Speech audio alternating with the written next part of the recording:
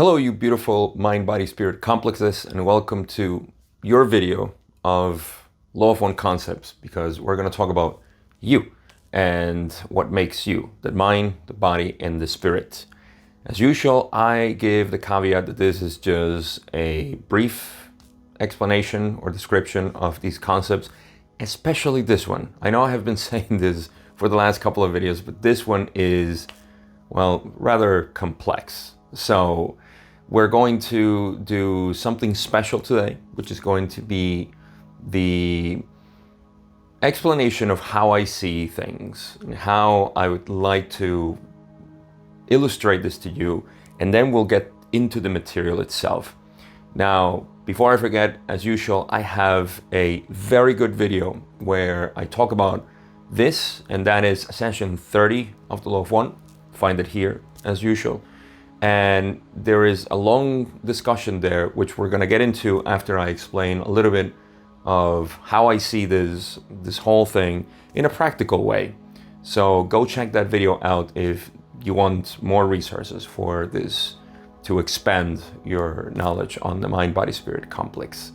So, what is a mind-body-spirit complex? Ra in the material doesn't like to use the word person or individual as we know ourselves, because that is just not who we are.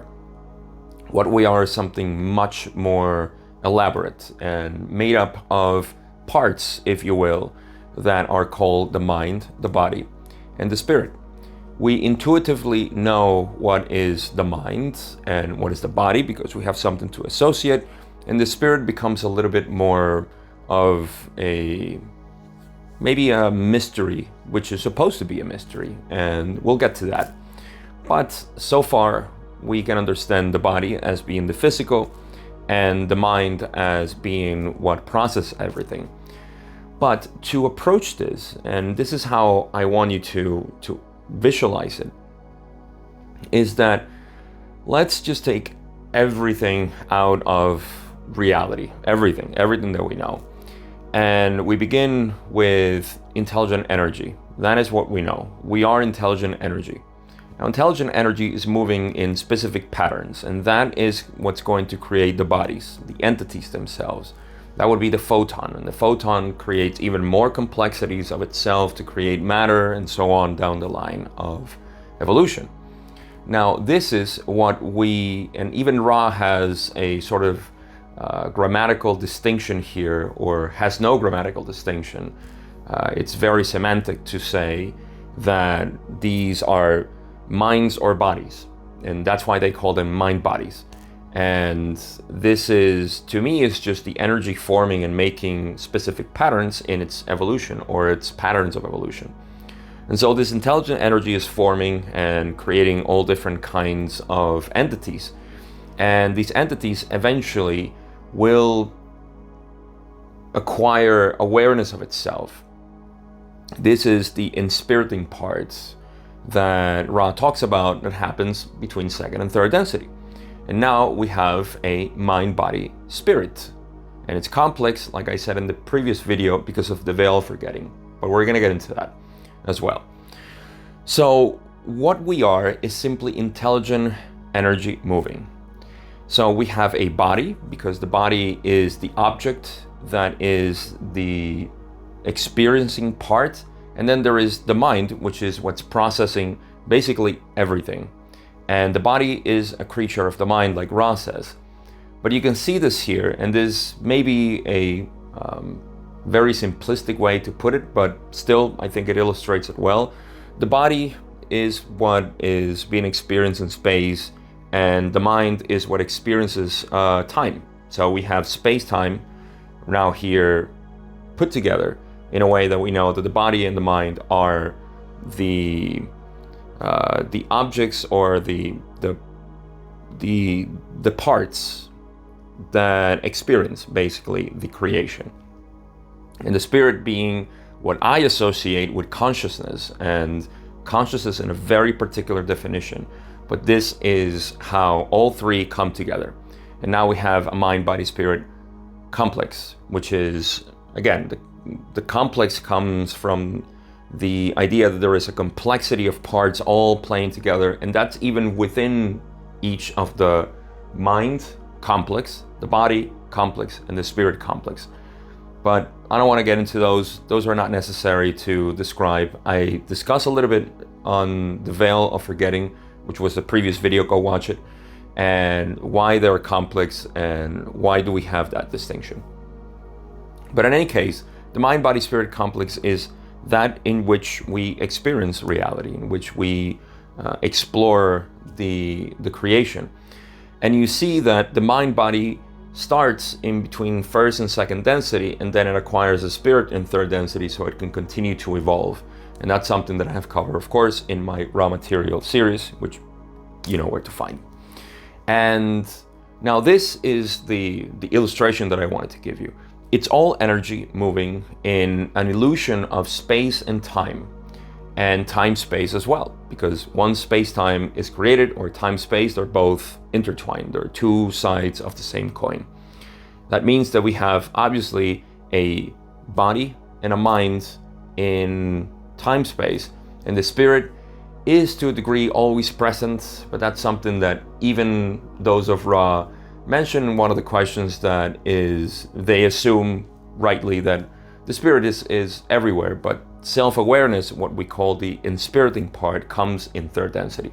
So without further confusion, let's get into what the mind really is in terms of what Ra says. And again, I'm going to go back to question 2 of session 30.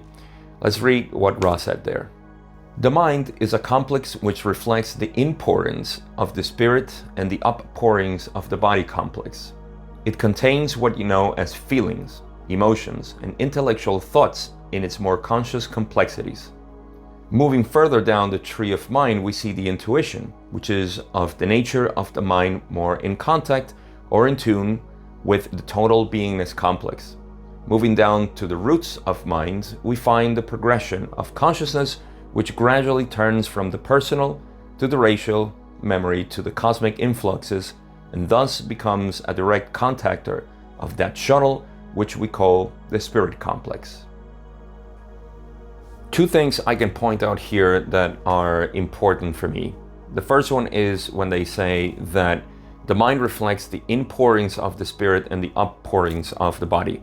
So it's that bridge or medium in which we reflect both things. So you can see already the connection that it has between these two other complexes for the experience of the creator.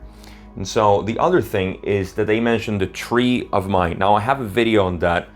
You know where to find it, so go watch it if you want to know more. But the tree of mind that they refer to is that consciousness as we know it, and in this case I'm using the word consciousness as relative to the mind, or equal to the mind. But because we know that we are conscious here, we have a conscious attention, that would be the top portions of the tree, and that is the intellectual and the intuition. Now I need to make a correction from my last video where I said wrongly that the trunk of the tree was the subconscious. The subconscious is actually buried beneath the veil of forgetting. So you can imagine that the veil, speaking of the veil, is sort of like the ground here, and that is what's limiting us from knowing the deeper portions of the mind. So we have the intuition and the intellect, the top portions of the tree, informing us all the time, and this is what we know as the conscious mind. And then there is the subconscious mind that goes into different layers. Like I said, I have a video on that, so you can go watch that if you're interested. So this is the mind portion of it. Not only, and I think what's important to emphasize here is that this is not only our mind, our conscious mind, but it also has deeper parts that reach all the way down to intelligent infinity. This is why the mind as we know it, as if we master the mind, mastering the mind is perhaps the most important part. Ra even mentions that for healing is more than half or 50% of the work, something like that. So it's mastering the mind and knowing the mind. It's not mastering, but knowing the mind. So That is the mind complex in a very, very short description. Like I said, there's so much to study here, but this is just an appetizer for it. Now, in terms of the body, there's some that we can explore within the raw material. So I'm going to read to you a couple of parts that I think are interesting, again, in session 30. The body, as you call it, being the material of the density which you experience at a given space-time or time-space. This complex of materials being available for distortions of what you would call physical manifestation. The physical body complex you now associate with the term body being but manifestation of a more dense and intelligently informed and powerful body complex. Again, two things that are important here for me is that one, the body depends on the density of consciousness in which we are manifested. That's because we have a space-time analogous to every density of consciousness. Every density has a space-time and a time-space associated with it. So our body will be dependent on which density we are, not only in space-time, but in time-space. And the other part is that the body that we now experience here, the chemical body, is but just a simple manifestation of our real body, which exists in time-space. And this is what we're always reconfiguring, unblocking, activating, and so on with the energy centers, because the energy centers represent a more real, like Ra said, informed, dense, and powerful body. That is what we are actually working on. And this actually makes me think that, as you can read in the raw material, we find that what we do here on Earth is just the physical shell of what we're interacting with the body and the mind, or all our thoughts and our worries and everything else that comes to our mind, and everything that we take care of this body in general is just a shell for the evolution of the real body, which is in time-space. And this is why when we talk about spiritual evolution, we're talking about creating a body in time-space that is capable of receiving the energy. Remember at the beginning when I said that we're all energy, and this energy is going through the evolution process of the densities of consciousness. Then when you realize that the body itself is our body, our true body in time-space for evolution purposes, is what's the only thing that matters, is that all of the changes in consciousness that we're creating are for this body to be more capable of assimilating the light that is coming in higher densities. So the real body is that one, and that body depends on where you're going to manifest. So when your etheric body, just to use a word that has so many meanings, but your time-space body, more accurate, when your time-space body is evolved to a degree that it can manifest in other densities, then you will be able to do it by incarnating in those specific bodies, in 4th density, 5th density, and 6th density, and possibly even 7th density at the beginning before reaching the singularity. So the body is really it's a complex here in our 3rd density illusion, but it becomes even more aware, and this is something that Ra talks about with the spirit as well in one of the same questions that I'm going to read. So again, the mind, or the body rather, is something that evolves in time-space and that we use here. It's manifested. The activated 3rd density body is for these experiences of 3rd density and the catalyst that we program ourselves to simply enhance and evolve this real body that we have in time-space. So the last one that we have is the spirit complex. Let's see what Ra said here. The spirit complex is the channel whereby the inpourings from all of the various universal, planetary, and personal inpourings may be funneled into the roots of consciousness, and whereby consciousness may be funneled to the gateway of intelligent infinity through the balanced intelligent energy of the body and mind. Once again, two functions that I find here in the spirit complex, which is the communication, basically is what they're saying, the communication between our consciousness, our natural consciousness, our beingness, with intelligent infinity, and also intelligent infinity communicating through this spirit complex, which is like a shuttle, they call it. It's a channel, it's a path, or a way for intelligent infinity to pour into us. And so you can liken it to, again, a shuttle that is always, it's two ways. It's communicating with the entity that is manifested, and the entity that is manifested can communicate as well with intelligent infinity through this spirit channel. So you can see it. There are two ways I like to describe it. This feels as consciousness in the way that we talk about it in non-duality, where consciousness is simply everything, is the whole universe. We liken it to the creator. So these are the two things that the spirit does. And there's another part, I believe in session 4, where they talk about the spirit as a sort of magnet, or imagine the magnet.